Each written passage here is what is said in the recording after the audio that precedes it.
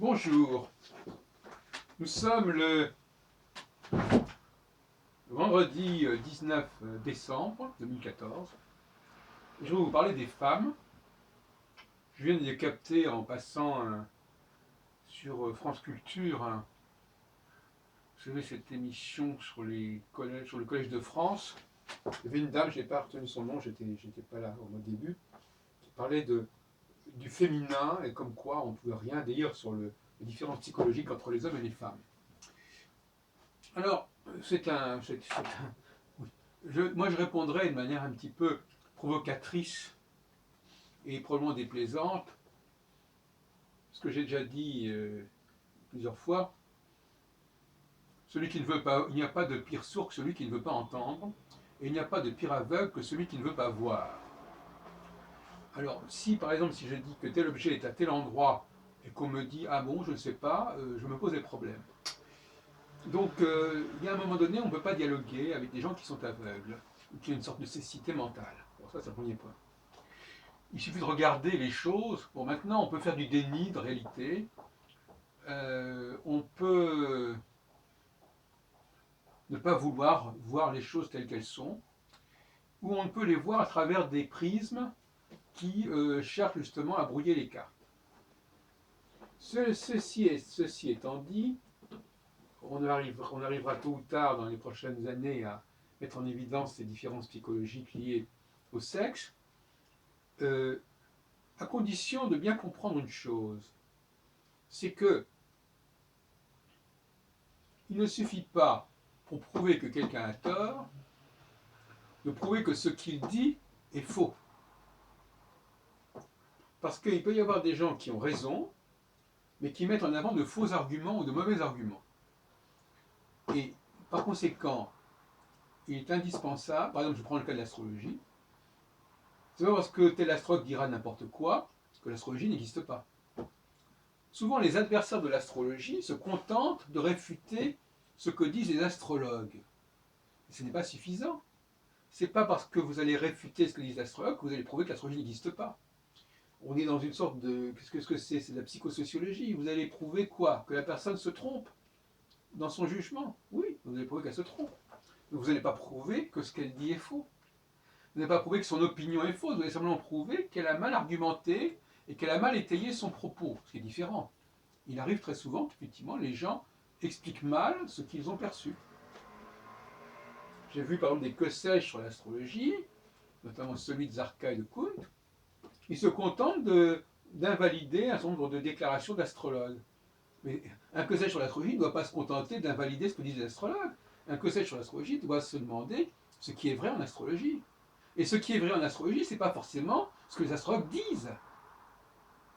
C'est ce qu'ils disent, et ça peut être tout simplement l'astrologie peut exister par-delà ce que les astrologues en disent. N'est-ce pas? Il faut à ce moment-là faire un travail de génétique, de genèse de la pensée astrologique, enlever un certain nombre de choses qui ne sont pas valables, etc. etc. Il ne suffit pas de simplement prouver que X ou Y dit des bêtises.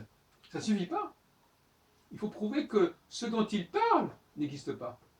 Alors ce petit jeu-là, qui consiste simplement à réfuter ce que disent certains pour dire que le problème n'existe pas, moi je ne rentre pas dans cette plaisanterie.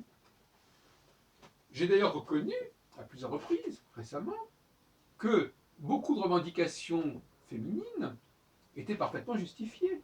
Que beaucoup d'affirmations selon lesquelles les femmes ne pouvaient pas faire ceci ou cela étaient absolument incontestables, contestables. C'est absolument. Mais c'est pas parce que les affirmations de certains sur les femmes sont fausses qu'il faut jeter le bébé avec l'eau du bain. Absolument pas. Il faut simplement dire, ça a été mal pensé, ça a été mal présenté, ça a été mal explicité, mais il n'y a pas forcément de fumée sans feu. Bon. Donc ça, j'aime pas beaucoup ce genre de procédé un petit peu comme ça, un peu malin, mais qui ne vont pas au fond des choses. Hein. Bon. Je ne me laisserai pas faire par ce genre d'arguments facétieux et fictifs. Cela dit, j'aimerais bien, dans cette vidéo, contribuer un peu plus à la réflexion sur ce sujet, s'il vient s'ajouter à d'autres choses, et je voudrais parler de l'importance de l'objet pour les femmes. l'objet. Vous savez, il y a beaucoup de choses que l'on donne aux autres qui ne sont pas des objets. Je peux par exemple aider quelqu'un moralement, ce n'est pas un objet que je lui donne. Je peux par exemple faire l'amour à une femme, je ne donne pas d'objet. En tout cas, pas un objet qu'elle va pouvoir conserver. À partir de ce moment-là, qu'est-ce que c'est que l'avarice? Qu'est-ce que c'est que la générosité? Et apparemment, les femmes aiment bien qu'on leur donne des objets, de vrais objets. Quel que soit ce qu'on peut leur donner par ailleurs en termes d'affection, d'amour, de sexe, etc., il leur faut des objets. Et je dirais même plus, j'en ai parlé déjà, un livre, c'est un objet beaucoup plus palpable que quelque chose qui est sur Internet. Palpable, le voir comme ça.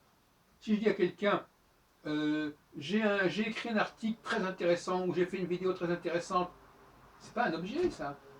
À moins de le transformer en DVD, etc. Mais tant qu'il n'a pas été transformé sous la forme d'un objet que je peux m'approprier, ça n'existe pas, à la limite.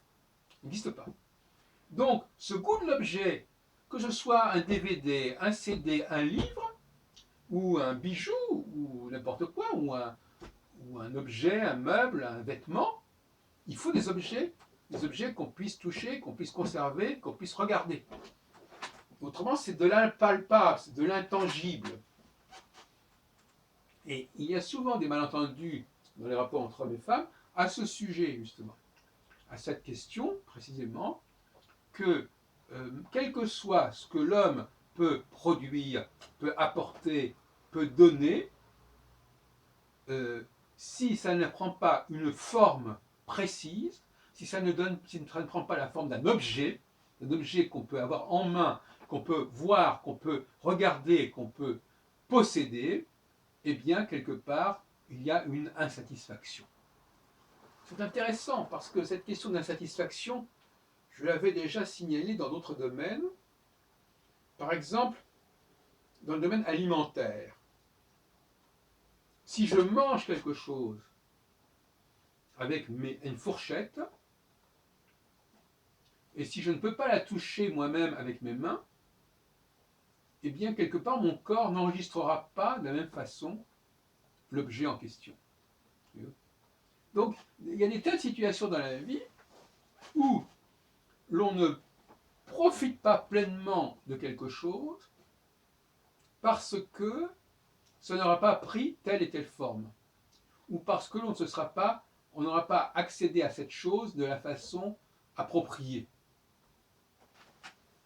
Il faut qu'il y ait une symbolisation. Donc effectivement, moi par exemple, je touche la nourriture que je mange, je la prends, je la prépare, je la fais cuire, je la choisis, je la palpe, parce que je sais que mon corps a besoin de ce contact.